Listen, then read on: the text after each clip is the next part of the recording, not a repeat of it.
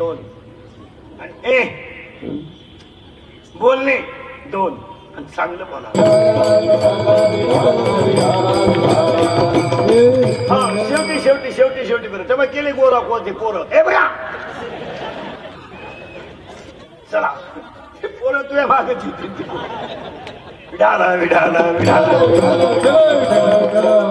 काय होतं नाही एकदा जो कीर्तन खास ऐकणारा माणूस ना त्याला विक्षेप चालत नाही. आता तुम्हाला करंट लागला ना अभंगाचा मग त्याला मजा राहत नाही विक्षेप नाही चालत. हात एक बोलणे 2 आणि हसत जा आणि हाते घेऊ नये म्हणून तुझं पहिला अंश. आज तुमचा काळ जो आहे आज तुमचा जो काळ अनुकूल आहे तो उद्या असेलच असं नाही. तरुण मंडळी मला सांगा तुमच्या अंगातलं रक्त कायम असं राहील असं तुम्हाला माहिती आहे. फार तुमचे मित्रांचे तुम्हाला फोन येत येतात तर तुम्हाला माणूस की असं समजायचं की तुम्हाला का तळून तुम्ही कसं काय तळून आखली आहे तुम्हाला तळेल पापडाला चकना म्हणतात.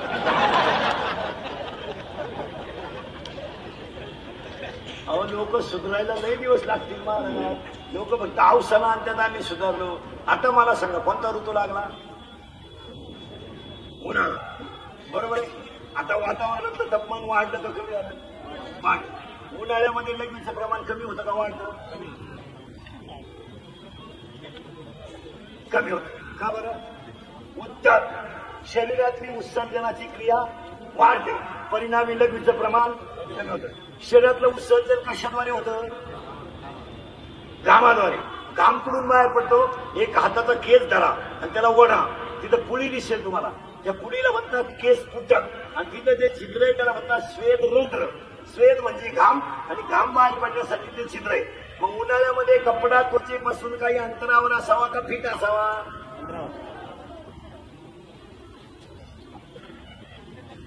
त्वचेला चिकटलेला असावा का काही अंतरावर असावा काही अंतरावर. कशामुळं शरीरातलं उत्सर्जन योग्य होईल. मग आता तुम्ही जर एप्रिलमध्ये जर जीन पॅन्ट वापरता तर तुम्हाला सुधारायचं कोणी. आणि जीन पॅन्ट घालणारा आपलं ओपन चॅलेंज ओपन मी त्याला जागेवर 12 पेंटी घेऊन देतो इथं नव्या. त्यानं फक्त कशाला न घालता मला चड्डी काढून दाखवायची.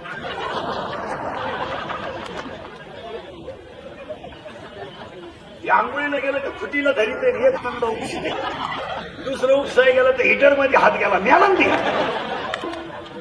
कपडे कसे घालावा हे कळणार लोकांना. खावा हे काय करावं आणि लोक सुधारण्याचं आव्हान तर हात घे बोलणे 2 हसणे 3 उभा 4 ती नाही काळजी करायची. मी पुढे जाऊ द्या आता फटाफट नावं सांगतो सगळ्यांची म्हणजे आपल्याला पुढे जायला.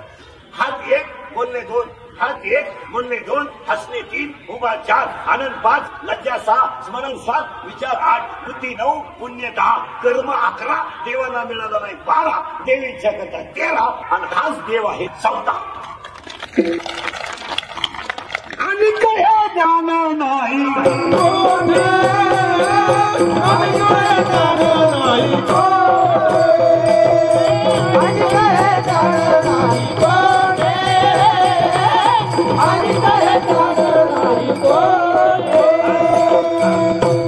पहिला मुद्दा संपला. अभंगातला दुसरा मुद्दा कीर्तन ऐकणाऱ्याला सूचना. फ्रेश मध्ये बसायचं दरिद्रेवानी बसायचं नाही. काही दिवस इथं राहायचं नाही. इथं येऊ ना असं बसतो इथं येऊ तसाच मिळाला. याची काही गॅरंटी का हातात घेतलेला घास तोंडात गेला तर जेवढा गावाला गेलेला त्याच गाडीत घरी आला तर आला. तू जर अँब्युलन्स मध्ये आला तर गेला. याची गॅरंटी नाही. एक वाक्य सांगतो उत्पत्ती देव आहे स्थिती देव आहे लय देव आहे. तुम्ही चिंता करायची नाही. अभंगातला दुसरा मुद्दा संपला. अभंगातला तिसरा मुद्दा आज अभंगातला तिसरा मुद्दा आज आपल्या सगळ्यांच्या सहकार्याने भारतीय जनता पार्टी महाराष्ट्र प्रदेश अध्यक्ष श्री रावसाहेबजी दानवे साहेब यांच्या अभिष्ट चिंतनाच्या कार्यक्रमाचे आयोजक संयोजक बाळासाहेब गायकवाड शहरचे नौकाध्यक्ष भारतीय जनता पार्टी संभाजीनगर कार्यक्रमाचे आयोजक संयोजक स्टेजवरील उपस्थित मान्यवर गायक वादक गुणीजन मंडपवाले गायक वादक गुणीजन मंडपवाले कीर्तनाला बसले महिला पुरुषांच्या सगळ्यांच्या वतीनं गायकवाड साहेबांनी आयोजित केलेल्या कार्यक्रमात दानवे साहेबांच्या अभिष्ट चिंतनाच्या कीर्तनाला सुरुवात. आतापर्यंत चाललं काय आतापर्यंत आपण एकच शब्द शिकलोय फक्त 18 गोष्टीतलं फक्त ज्ञान कोणाला. आता दानवे साहेबांच्या अभिष्ट चिंतनाला सुरुवात करण्यापूर्वी कीर्तनाला 5 गोष्टी आपण देवाकडे मागू आणि अभंगाला सुरुवात करू. हे देवा पंढरका माय बाबा पंढरीनाथा कष्टकरी वर्ग सुखी होऊ दे. हिंदू धर्माचं दैवत गाय वाचू दे. हिंदू धर्म टिकू दे. वारकऱ्याची पताका चंद्र सूर्य आहे तोपर्यंत फडकत राहू दे आणि प्रत्येकाच्या गालावर हसू राहू दे. एवढी ईश्वरची प्रार्थना आणि या बंगाला सुरुवात. देवा तुम्हाला गरीब केलं तरी चालेल. देवा तुम्हाला गरीब केलं तरी चालेल. देवा तुम्हाला झोपडी जन्माला घातलं तरी चालेल. देवा तुम्हाला कोणत्या गोष्टी अनुकूल नाही दिल्या तरी चालतील देवा. पण देवा आयुष्यात माझ्या दोन गोष्टी कधी नेऊ नको देवा. तू माझ्या गालावरचं हसू कधी नेऊ नको.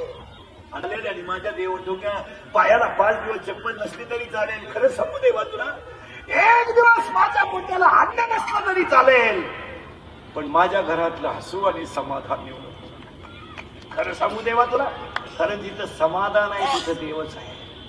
आणि आज लोकांकडं सगळं आहे समाधानच नाही. समाधान माना फार थोडे दिवस राहायचे. मानायला शिका. जरा 50 वर्षाच्या पुढे वय झालं ना जरा प्रत्येक क्षेत्रातून बाजूला व्हा. रिलॅक्स जगायला शिका. 50च्या पुढे तुम्ही 62ला स्लॅपटा घेत राहिले म्हणजे पुढे मरायचे. 50 वर्ष पुढे गेले थोडा रिलॅक्स झाला. काही नाही महाराज किती कमवा काही नाही. झाकडी 1.25 लाखाची. किती कमवा 500 सुतळे आता पुन्हा 3.5 मागू 1 रुपया 1 मडकं 2.5 मन सरपंच 1.5 किलो मुरमुरे टोटल बिल 232 रुपये 35 पैसे. पुढे बाजार कर. कोणताही श्रीमंत मिळाला तर आज काही बांगल्यावर जायला नाही. कलाही मोठा बांगला पेटवा स्मशानभूमीचे त्याला. आणि अजून कोणत्याही श्रीमंताच्या कपड्याला नोट चिटकवली नाही. ठोकळाची त्याला भांबावल्या भेट करू नका. जरा समाधानी राहायला शिका. आणि कोणासाठी कमवतो तुम्ही. आणि तुम्ही ज्यांच्यासाठी कमवलं ती अवलाद तरी कुठं सुईची आहे. तुम्ही मुलांसाठीच कमवता ना. कोणती अवलाद आपण सुईची पैदा केली मग त्यांच्यासाठी कमवायची. आपण पाणी मारून कापूस शिकतो ना आपला पोऱ्या पाणी टाकून घेतो. तुला लाज नाही वाटत का. वर्षभर तुझ्या पोराला शाळेतही घातलं ट्युशनही लावली.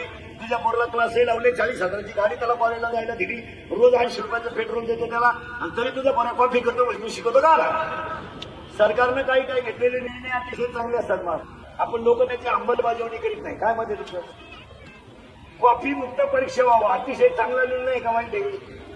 बोलत तुम्ही वाईट अतिशय चांगला निर्णय. आणि व्हायला या कॉफी प्रकरणामुळे विद्वान पोरांचा खतरा झाला.